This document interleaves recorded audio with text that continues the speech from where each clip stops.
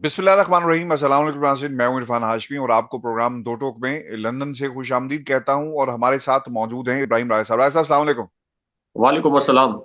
राय साहब, तीन खबरें हैं जिस पर हम तफसील से बात करेंगे। पहली खबर नवाज शरीफ की लंदन से वापसी के हवाले से और एंटी एस्टेब्लिशमेंट बयानिया, और इसका क्या ड्रॉप सीन हो गया, और फिर दूसरी तरफ एस्टेब्लिशमेंट का क्या पैगाम आया। ये तफसील अपने सुनने वालों के साथ हम शेयर करेंगे। क्या कोई खुफिया एनआरओ इन मेकिंग है, ये भी हम बताएंगे। और फिर जो इस वक्त एक बयान जारी किया गया है पाकिस्तान के निगरान वज़ीर आज़म की तरफ से कि इमरान खान के बगैर भी इलेक्शन जो है वो शफाफ हो सकते हैं, लेकिन तहरीक इंसाफ ने इसका जवाब दे दिया है, ये भी हम बताएंगे। और फिर पाकिस्तान तहरीक इंसाफ के कारकुनान की रिहाई का मामला, अदालत से बड़ा फैसला आ गया और इमरान खान की ये एक पहली जीत होगी इन हालात में जब उन्हें पाकिस्तान की सियासत से माइनस करने की तैयारी की जा रही है। राय साहब, पहले बात हम कर लेते हैं नवाज शरीफ साहब के हवाले से।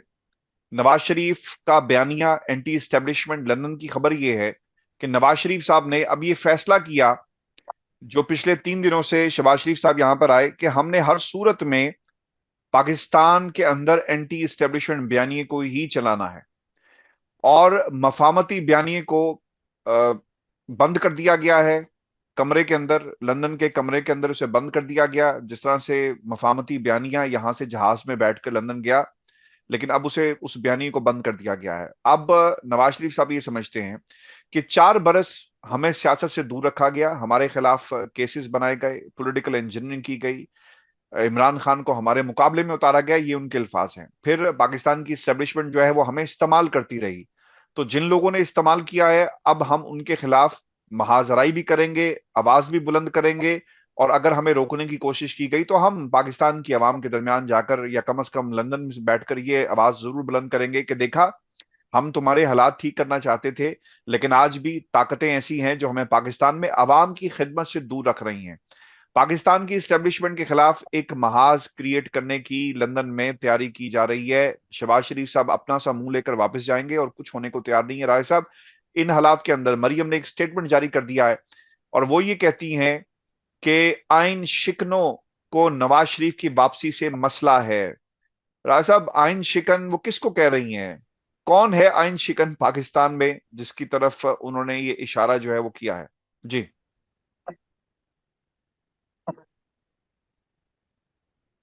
देखिए आशमी साहब, इसके अंदर दो बड़ी खबरें छुपी हैं। आर्मी चीफ जनरल आसमीर इमरान खान साहब और नवाज शरीफ के मुतल्लिक भी एक खबर शेयर करते हैं अपने व्यूअर्स के साथ। लेकिन सबसे पहले ये बात कि इमरान खान साहब के बगैर फ्री एंड फेयर इलेक्शन हो सकता है, ये जो इस्टेब्लिशमेंट के नामजद करदा वजीर आजम अनवारुल हक काकड़, जिन्होंने इंटरनेशनल लेवल पर पाकिस्तान की तस्दीक करवाई, जिस तरह के स्टेटमेंट ये न्यूयॉर्क में देकर आए हैं, तो हमारे लिए बतौर रियासत शर्म का मकाम है कि एक ऐसी शख्सियत हमारे प्राइम मिनिस्टर के मनसब के ऊपर फाइज है, या उसको फाइज किया गया या मुसल्लत किया गया। इमरान खान साहब के बगैर फ्री एंड फेयर इलेक्शन का मतलब यह है कि पाकिस्तान के 74% अवाम के बगैर ये इलेक्शन करवाना चाहते हैं, और 74% अवाम के बगैर ये कह रहे हैं कि इलेक्शन फ्री एंड फेयर होगा, यानी साफ और शफाफ होगा। अब मैं ये क्यों कह रहा हूं कि 74% अवाम, क्योंकि आशमी साहब बतौर साफी जितने भी इंतखाबी सर्वेज इंतखाबात से पहले आते हैं तो बहुत एक्सटेंसिवली, आप खुद साफी हैं, आपको पता है कि हमें कितनी एक्सटेंसिवली उन सर्वेज को देखना पड़ता है।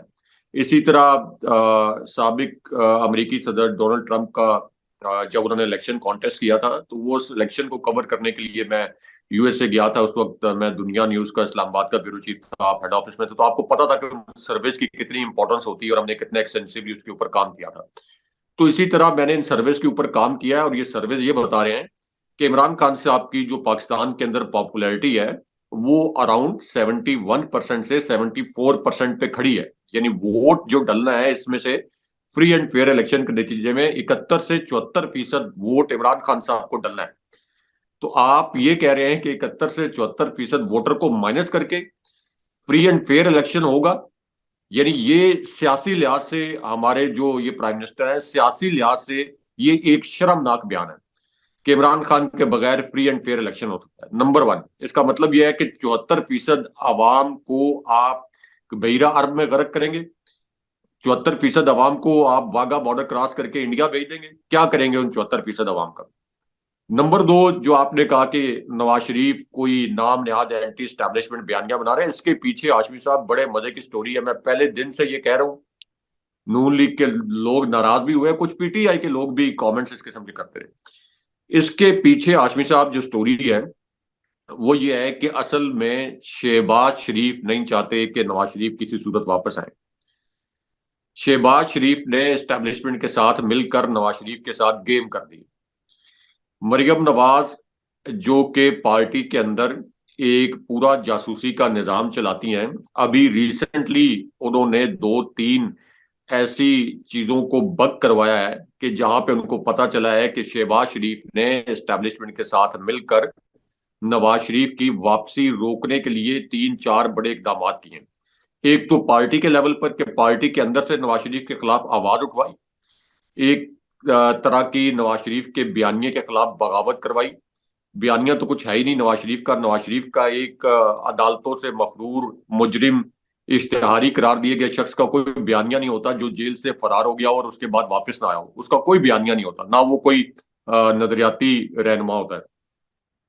लेकिन बहरहाल पार्टी के अंदर से नवाज शरीफ के खिलाफ आवाज उठवाई।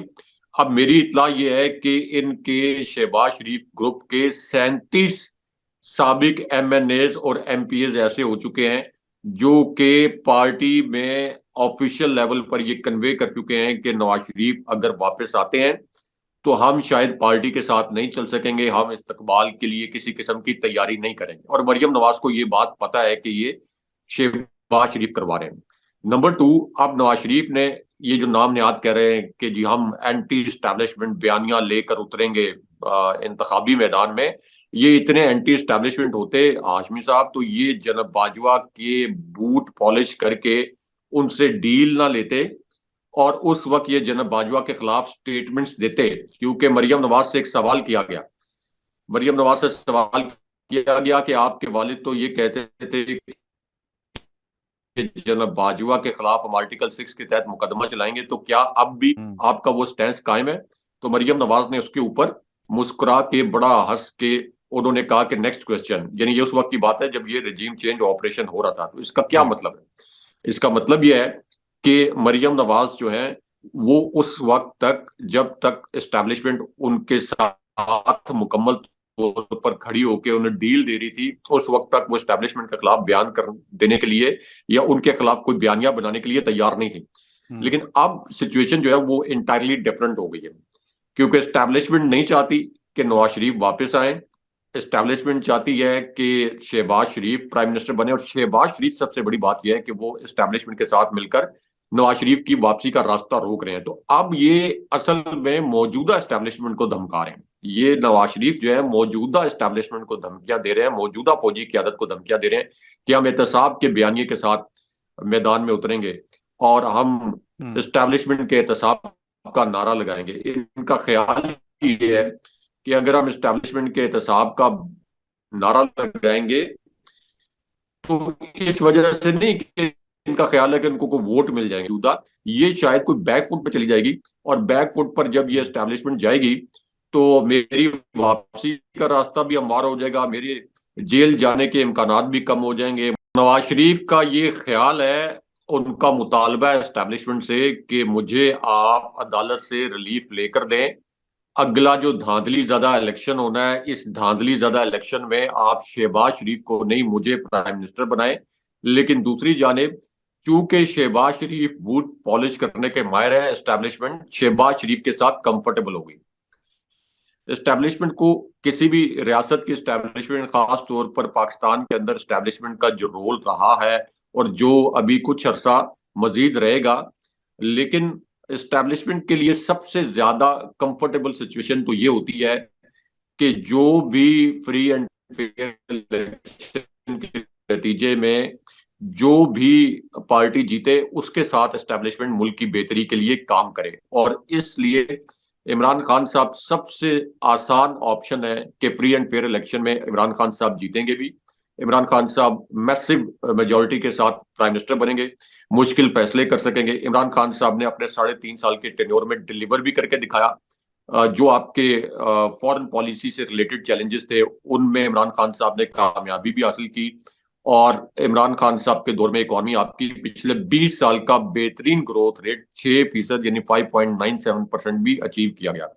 लेकिन आशवी साहब इसके अंदर एक और भी आप ये कह लें कि हमारे व्यूअर्स के लिए एक दिलचस्प स्टोरी भी है, क्योंकि ये जो अभी गुजरांवाले वाली मुलाकात है इसके मुतालिक हमें ये पता चला कि ये शहबाज शरीफ के कहने पर शहबाज शरीफ के कैंप के दो बड़े खास लोगों ने, तीन ऐसे साफी हैं जिनको नून लीग के करीब समझा जाता है, ये खबर उन साफियों के जरिए शहबाज शरीफ के कैंप के दो लोगों ने लीक करवाई जानबूझकर। और लीक करवा के उन्होंने उसके अंदर ये तासुर दिया कि गुजरांवाला में उनकी फौजी क्यादत की टॉप शख्सियत से मुलाकात हुई है। उन्हीं साफियों के जरिए ये पैगाम दिलवाया, यानी उन्होंने ट्वीट्स किए, उन्होंने अपने नाम नहाद तजिए दिए और उसके अंदर शहबाज शरीफ ने उनसे ये तजिया करवाया कि एस्टेब्लिशमेंट नहीं चाहती कि नवाज शरीफ वापस आए। और शहबाज शरीफ ये पैगाम लेकर लंदन गए नवाज शरीफ के पास कि आपको एस्टेब्लिशमेंट की जानिब से और सुप्रीम कोर्ट की जानिब से कोई गारंटी नहीं मिलेगी, इसलिए बेहतर यह है कि अभी आप ना आए और थोड़ा सा और वेट कर लें। लेकिन नवाज शरीफ चूंकि 3 मरतबा प्राइम मिनिस्टर रहे हैं, एक फ्रैक्चर्ड उनका पॉलिटिकल व्यू है, लेकिन 3 मरतबा जब आप प्राइम मिनिस्टर बनते हैं तो आपको समझ आ रही होती है कि बिहाइंड द डोर्स क्या चल रहा है। तो इसलिए नवाज शरीफ को ये पता है कि शहबाज शरीफ क्या गेम कर रहे हैं। तो ये एक क्लैरिटी बहुत क्लैरिटी होनी चाहिए हमारे व्यूअर्स को कि नवाज शरीफ ना कोई एंटी एस्टेब्लिशमेंट सियासतदान है, ना कोई नजरियाती सियासतदान है। नवाज शरीफ जो है इन्होंने एस्टेब्लिशमेंट की गोद में बैठकर अपनी सियासत शुरू की थी। और अभी ये जो धमका रहे हैं, जनाब बाजवा को भी ये जो धमका रहे थे वो डील के लिए धमका रहे थे, अभी भी ये धमका रहे हैं मौजूदा फौजी क्यादत को, वो इसी डील के लिए धमका रहे हैं कि मेरी वापसी में आप रुकावट ना डालें और धांधली ज्यादा जो अगला इलेक्शन है उसके अंदर शहबाज शरीफ को मुसल्लत नहीं किया जाना चाहिए बल्कि मुझे मुसल्लत करें। तो ये सारी इसके पीछे गेम हो रही है। अच्छा, अब ये जो हाशमी साहब लंदन से इजलास की खबर लीक की गई, ये खबर लीक भी नहीं हुई। लीक वो खबर होती है कि एक हैपनिंग हुई है, उसके मुतालिक किसी को पता नहीं था तो वो हैपनिंग लीक कर दी गई, लेकिन हैपनिंग हुई है। यानी एक नवाज शरीफ को अगर कोई कोर्ट कर रहा है इसका मतलब है कि नवाज शरीफ ने ये बात की है लेकिन लीक हो गई, लेकिन ये हैपनिंग नहीं हुई वहां पे। ये जिस तरीके से इसको कहते हैं खबर लॉन्च करवाना, यानी जो हैपनिंग हुई ना हो वो बता देना कि ये कुछ हुआ और नवाज शरीफ ने वहां पे नजरियाती बातें की और शहबाज शरीफ जो है उनको कायल करने की कोशिश करते रहे कि आप एंटी स्टैब्लिशमेंट बयानियां ना अपनाए। ये हैपनिंग वहां पे नहीं हुई, ये लॉन्च करवाई गई। अच्छा, लॉन्च किन के जरिए करवाई गई? ऐसे सहाफियों के जरिए करवाई गई जो नून लीग के बहुत करीब है, जो नवाज शरीफ के और मरियम नवाज के बहुत करीब है। जो नवाज शरीफ और मरियम नवाज के बहुत करीब है उनके जरिए ये खबर लॉन्च करवाई गई। और शहबाज शरीफ इस वक्त आप ये कह लें कि नवाज शरीफ की डांट खाने के बावजूद बड़े मिसले बन के जेर लब जो है वो मुस्कुराते हैं, क्योंकि उनको पता है कि इस वक्त मैंने नवाज शरीफ और मरियम नवाज के साथ ऐसी गेम कर दी है कि अगला जो धांधली ज्यादा इलेक्शन है उसके अंदर या मैंने प्राइम मिनिस्टर बनना था या नवाज शरीफ ने बनना था, तो नवाज शरीफ का पत्ता मैंने साफ कर दिया। अब इसके अंदर जो दिलचस्प फैक्टर है वो ये है कि नवाज शरीफ ये चाहते हैं कि वो एडवेंचर करें और पाकिस्तान आए और फिर ये देखें कि एस्टैब्लिशमेंट क्या उनको जेल में डालती है या नहीं डालती, क्योंकि उनको ये पता है कि शहबाज शरीफ भी इस वक्त ये अफोर्ड नहीं कर सकते। एक तो उनकी पार्टी वैसी एक इलाकाई पार्टी बन गई है, पंजाब की पार्टी भी नहीं है। तो वो ये भी देखना चाहते हैं कि अगर एस्टैब्लिशमेंट को ये पैगाम जाए कि नून लीग के अंदर एक तकसीम हो जाएगी तो इसका फायदा जाहिर है कि ऑब्वियसली मजीद फायदा तहरीक इंसाफ को होगा। तो ये तहरीक इंसाफ की जो इस वक्त पब्लिक स्ट्रेंथ है इसको पीपल्स पार्टी इस्तेमाल कर रही है, इसको नून लीग इस्तेमाल कर रही है एस्टैब्लिशमेंट को डराने के लिए। जैसे पीपल्स पार्टी बिलावल जरदारी ये पैगाम देते हैं, मंजूर वरसान ने कहा कि हम पीटीआई के साथ इत्तेहाद कर सकते हैं, तो वो एस्टैब्लिशमेंट को डरा रहे हैं कि देखिए पीटीआई इतनी बड़ी अवामी ताकत है और तासुर ये है कि इस वक्त एस्टैब्लिशमेंट और पीटीआई आमने सामने है, तो हम पीटीआई के साथ खड़े हो जाएंगे। तो इस वक्त नवाज शरीफ और दूसरी जानिब बिलावल जरदारी, ये दोनों इमरान खान साहब की पॉपुलैरिटी को इस्तेमाल करते हुए एस्टैब्लिशमेंट को धमका रहे हैं। तो इस पूरी सिचुएशन में एस्टैब्लिशमेंट के लिए क्या वे आउट है? वे आउट यही है कि फ्री एंड फेयर इलेक्शन हो, जो भी पार्टी जीते उसके साथ काम करें, और बहुत क्लैरिटी के साथ नजर आ रहा है कि फ्री एंड फेयर इलेक्शन के नतीजे में इमरान खान साहब आएंगे, मुल्क आगे जाएगा।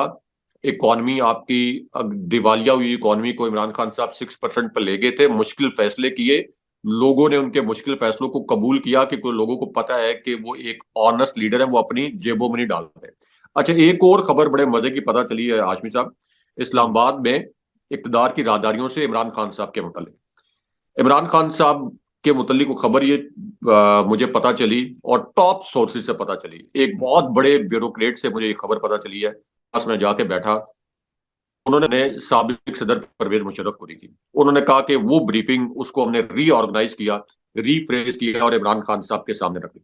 हमने इमरान खान साहब को ये कहा कि ये पाकिस्तान की इकॉनमी का रिवाइवल प्लान है, ये हमने साबिक सदर परवेज मुशर्रफ के सामने रखा था, लेकिन उन्होंने कबूल नहीं किया। उन्होंने कहा मैं सियासी तौर पर डूब जाऊंगा अगर मैं इन माशी इस्लाहत पर काम करूंगा। ये कोट अनकोट मैं आपको बता रहा हूं। उन्होंने कहा इमरान खान साहब के सामने हमने वो रिवाइवल प्लान रखा, इमरान खान साहब को हमने बताया कि साबिक सदर परवेज मुशर्रफ ने ये कहा था मैं सियासी तौर पर डूब जाऊंगा, और हम आपको बता रहे हैं कि आप सियासी तौर पर डूब जाएंगे, इकॉनमी पाकिस्तान की आगे चली जाएगी, पाकिस्तान आगे चला जाएगा, लेकिन इसकी कॉस्ट आपको बड़ी पे करनी पड़ेगी और सियासी तौर पर आप तबाह बर्बाद हो जाएंगे। और कोट अनकोट उन्होंने ये कहा कि इमरान खान ने कहा कि मेरा सियासी करियर अहम नहीं है, मेरे लिए पाकिस्तान अहम है, इकॉनमी अहम है, आप इसको एज इट इज इंप्लीमेंट करें। और उस वो जो ब्यूरोक्रेट है, जो अभी भी हाजिर सर्विस ब्यूरोक्रेट, उन्होंने मुझे ये बताया कि हम इमरान खान साहब के पास जाते थे और पीडीएम के जो उस वक्त इमरान खान साहब के मुखालिफ के महंगाई हो गई, पेट्रोल महंगा हो गया, तो ये हम जब बयानात रखते थे तो इमरान खान साहब कहते थे कि मेरा मुल्क आगे जाना चाहिए, मैं दोबारा से ये जो टैक्स कलेक्शन कर रहा हूँ इसके जरिए मेरे पास प्लान है कि मैंने कैसे रिलीफ देना है। तो उन्होंने कहा कि ये डिफॉल्ट हुई मीशत को जो 5.97% पर 3.5 साल के अंदर कोविड जैसे चैलेंज के बावजूद और निचले तबके को रिलीफ देने के बावजूद इमरान खान साहब लेकर आए थे, ये इसी वजह से लेके आए थे। और हाशमी साहब, इसमें इमरान खान साहब ने मुश्किल फैसले भी किए, लेकिन चूंकि इमरान खान साहब एक ऑनेस्ट लीडर थे, लोगों के दिलों में बसते थे, तो इमरान खान साहब गैर मकबूल भी नहीं हुए। अच्छा, फिर उन्होंने एक और बड़ा मजे का वाकया सुनाया इमरान खान साहब के मुतालिक। उन्होंने कहा जब मेरी पहली ब्रीफिंग थी तो मैंने इमरान खान साहब को ये कहा कि हमारी असेसमेंट ये है, रिस्पेक्टेड प्राइम मिनिस्टर साहब, हमारी असेसमेंट ये है कि इस मुल्क को कोई ऑर्गेनाइज्ड किस्म का प्राइम मिनिस्टर ठीक नहीं कर सकता। इस मुल्क को वो ठीक कर सकता है शख्स जो कि इकोनॉमी की सेंस रखता हो और पागल हो। तो वो कहते हैं कि पागल का जब हमने लफ्ज इस्तेमाल किया तो इमरान खान साहब ने बतौर प्राइम मिनिस्टर ये पूछा कि इससे क्या मुराद है। उन्होंने कहा कि जो फैसले करने में डेयरिंग हो, जिसको पता हो कि इस फैसले की मुझे कॉस्ट करनी पे करनी पड़ेगी पॉलिटिकली, लेकिन ये फैसला इकोनॉमी के हक में है। तो इमरान खान साहब ने कहा कि मैं ये तमाम फैसले करूंगा और ये एज इट इज इम्प्लीमेंट होगा। साबिक सदर परवेज मुशर्रफ के मुतालिक लोग कहते हैं कि बड़े डेयरिंग किस्म के वो रूलर थे, लेकिन इमरान खान साहब के मुतालिक उन्होंने कहा कि जो काम परवेज मुशर्रफ नहीं कर पाए वो इमरान खान साहब ने करके दिखाया। और इसके अंदर डेफिनेटली इंटरनेशनल फिनोमिना भी था महंगाई का, लेकिन उसके बावजूद आप देखें कि इमरान खान साहब के दौर में पेट्रोल 150 रुपए पर लीटर था, जो कि अभी 336 रुपए पे है। और इमरान खान साहब ने जब हुकूमत छोड़ी थी, यानी रजीम चेंज ऑपरेशन के तहत जब हुकूमत उल्टाई गई थी, तो उस वक्त 176 के करीब डॉलर जो है उस वक्त उसकी प्राइस थी, जो अब 300 के करीब उसकी कदर है। और ये भी अभी जो क्रैक डाउन हुए हैं एस्टेब्लिशमेंट ने किया उसकी वजह से थोड़ा पीछे आया डॉलर, वरना तो 323 324 पर है। और जैसे ही ये अभी ये क्रैकडाउन का फेज खत्म होगा तो ये दोबारा से ऊपर चला जाएगा। तो इस तरह के जो हुक्मरान होते हैं वो एस्टेब्लिशमेंट को सूट करते हैं। फिर एक और दिलचस्प बात उन्होंने ये बताई, उन्होंने कहा कि हम बड़े हैरान होते थे क्योंकि इससे पहले जो प्राइम मिनिस्टर रहे हैं, तो जब भी ये जनरल्स यानी आपकी एस्टेब्लिशमेंट, ये जब भी प्राइम मिनिस्टर हाउस आते थे तो प्राइम मिनिस्टर्स जो है वो इस तरह से बिहेव करते थे उनके साथ कि जैसे बड़े सबमिसिव रोल में, और बड़े ही ऐसा लगता था कि वो प्राइम मिनिस्टर जो है, जो जनरल आए हैं वो प्राइम मिनिस्टर है और प्राइम मिनिस्टर जो है वो उनके सबॉर्डिनेट है। उन्होंने कहा कि जितना रिलैक्स इंटरेक्शन करते हुए जब भी जनरल बाजवा आते थे, जितना रिलैक्स हमने इमरान खान साहब को देखा, और जब भी फौजी क़यादत आती थी जितना रिलैक्स उनको देखा, उनको इमरान खान साहब उनके साथ ऐसे ही बातचीत करते थे, जैसे कि बीइंग ब्यूरोक्रेट, मैं उनको ब्रीफिंग दे रहा हूं तो मेरे साथ वो बात करते थे। कोई कभी भी इमरान खान साहब की आवाज के अंदर इस तरह का तासुर नहीं होता था कि मैं किसी ऐसे शख्सियत से बात कर रहा हूं जो इतनी ताकतवर है कि जो पाकिस्तान के अंदर हुकूमतें उल्टा सकते हैं, प्राइम मिनिस्टर को घर भेज सकते हैं। तो उन्होंने कहा कि जो प्राइम मिनिस्टर का एक आइडियल स्टैचर होना चाहिए, उस तरह का स्टैचर था इमरान खान साहब का। तो हमारी जो इस्टेब्लिशमेंट है, जो मौजूदा इस्टेब्लिशमेंट है, जैसे अभी ये इकदाम किए गए हैं, डॉलर के ऊपर क्रैकडाउन किया गया है, दहशतगर्दी का भी सामना है, तो उनको तो ये सूट करता है कि इमरान खान साहब के लिए धांधली भी नहीं करवानी पड़ेगी, फ्री एंड फेयर इलेक्शन होगा। 30 साल से जिन लोगों ने डिलीवर नहीं किया, बजाय इसके कि उनको वापस लाने के लिए मैसिव लेवल पर धांधली करवाई जाए, माशरे के अंदर इंतशार फैले, माशरे के अंदर एक तफरीक फैले, और उस ऊपर से नवाज शरीफ जो है एस्टेब्लिशमेंट को धमकियां भी दें, तो बेहतर यह है कि एक साफ शफाफ इलेक्शन करवाया जाए, आपकी इकॉनमी भी आगे जाएगी। ऑब्वियसली इसमें क्लियर है कि इमरान खान साहब आएंगे, अगर इमरान खान साहब ना भी आए फ्री एंड फेयर इलेक्शन के नतीजे में, तो तब भी मुल्क के अंदर सियासी इस्तेकाम आएगा। लेकिन शर्त यह है कि फ्री एंड फेयर इलेक्शन हो, जो कि बहुत से लोग कह रहे हैं कि फ्री एंड फेयर शायद इलेक्शन हो जाए, लेकिन मेरा जो तजिया है मुख्तलिफ खबरों को इकट्ठे करने की बुनियाद पर, वो ये है कि फ्री एंड फेयर इलेक्शन अगला नहीं होगा। इमरान खान साहब को जेल में रखा जाएगा, तहरीक इंसाफ को बिल्कुल ये आप कह लें कि महदूद कर देंगे उसकी इंतखाबी सलाहियत को, जैसे कि क्रैकडाउन वगैरह हो रहे हैं। लेकिन इसके अंदर जो सबसे दिलचस्प अब बात है वो ये है कि अवाम और इंटरनेशनल